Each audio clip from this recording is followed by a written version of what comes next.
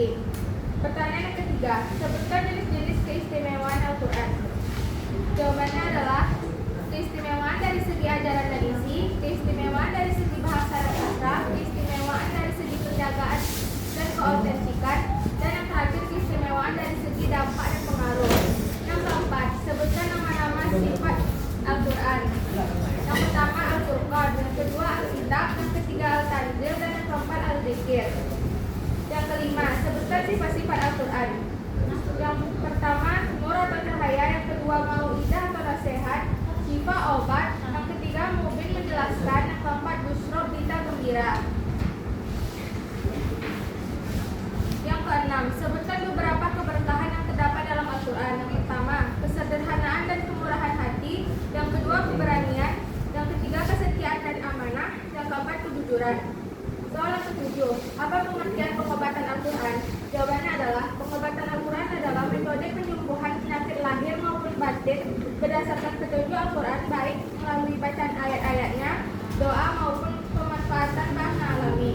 Yang kedelapan, sebutkan bahan pengobatan fisik secara alami. Madu, zaitun, kurma, air zam-zam, habatus sauda. Soal ke-9, sebutkan prinsip hidup sehat dalam Al-Quran. Yang pertama, mengkonsumsi yang halal dan baik. Yang kedua, tidak berlebihan dalam makan atau minum. Yang ketiga, menjaga kebersihan jasmani dan rohani. Yang keempat, berobat dengan cara yang halal. Soal ke-10, sebutkan hikmah dari pengobatan Al-Quran. Yang pertama, menumbuhkan ketenangan batin. Yang kedua, meningkatkan keimanan dan tawakal. Yang ketiga, menjaga tubuh dengan bahan halal dan alami. Yang keempat, mengintegrasikan kesehatan jasmani dan rohani. Soalan ke-11, sebutkan beberapa adab dalam membaca Al-Quran. Yang pertama, keikhlasan niat karena Allah Ta'ala. Yang kedua, mengamalkan Al-Quran. Yang ketiga, memuliakan dan mengagungkan Al-Quran. Yang keempat, membaca Al-Quran dalam keadaan suci. Soal ke-12, sebutkan pengertian asbabun nuzul dalam Al-Quran. Asbabun nuzul adalah ilmu yang mempelajari sebab-sebab atau latar belakang turunnya ayat-ayat Al-Quran. Soal ke-13, sebutkan pengertian pemeliharaan Al-Quran. Pemeliharaan Al-Quran terdiri atas dua kata, yaitu pemeliharaan dan Al-Quran. Pemeliharaan dalam Kamus Besar Bahasa Indonesia adalah proses pembuatan, penjagaan, dan perawatan. Sedangkan Al-Quran adalah kitab suci umat Islam yang berisi firman-firman Allah yang diturunkan kepada Nabi Muhammad SAW. Soal yang ke-14, sebutkan definisi keadilan sosial. Keadilan sosial adalah kondisi ketika setiap individu dalam masyarakat memperoleh haknya secara proporsional tanpa diskriminasi.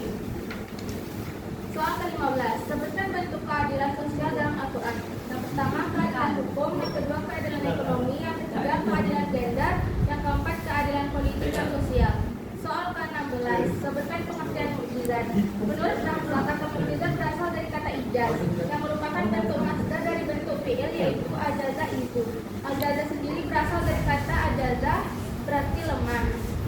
Soal ke-17, sebutkan surat yang menjelaskan prinsip keadilan dan kesetaraan dalam prinsip pemerintah Al-Quran. Surat An-Nisa dan Al-Maidah. Soal ke-18, apa maksud dari pengantar ilmu Al-Quran? Ulumul Quran atau studi tentang berbagai aspek Al-Quran. Yang ke-19, disebutkan tujuan studi ilmu Al-Quran. Jawabannya adalah pesan ilahi, memperoleh pemahaman yang benar dan menjelaskan ayat-ayat suci. Soal ke-20, sebutkan dasar-dasar ilmu Al-Quran, ilmu tajwid, ilmu tafsir, ilmu ulum, ilmu qiraat, dan asbabun nuzul. Soal ke-21, sebutkan isi pokok Al-Quran. Yang pertama, akidah. Yang kedua, ibadah. Yang ketiga, muamalah. Yang keempat, akhlak. Yang kelima, kisah umat terdahulu. Yang kedua, sebutkan referensi ayat dari keistimewaan Al-Quran dari segi isi dan ajaran. Jawabannya adalah surat Al-Maidah ayat 3. Soal ke-23, sebutkan cara pengobatan spiritual dalam pengobatan Al-Quran. Yang pertama, membaca Al-Fatihah, ayat kursi, Al-Ikhlas, Al-Falaq, dan An-Nas. Yang kedua, zikir, doa, dan istighfar. Soal ke-24, sebutkan bentuk-bentuk adab menghafal Al-Quran. Yang pertama, menggunakan penampilan yang sempurna serta berakhlak mulia. Yang kedua, menghindarkan diri dari segala sesuatu yang telah dilarang dalam Al-Quran. Yang ketiga, menghindarkan diri dari mata pencaharian keseharian yang tidak terpuji. Yang keempat, mencintai dan menghargai diri sendiri. Soal yang terakhir, yang ke-25, sebutkan contoh ayat yang diturunkan pada peristiwa tertentu. Jawabannya adalah surat Al-Ahzab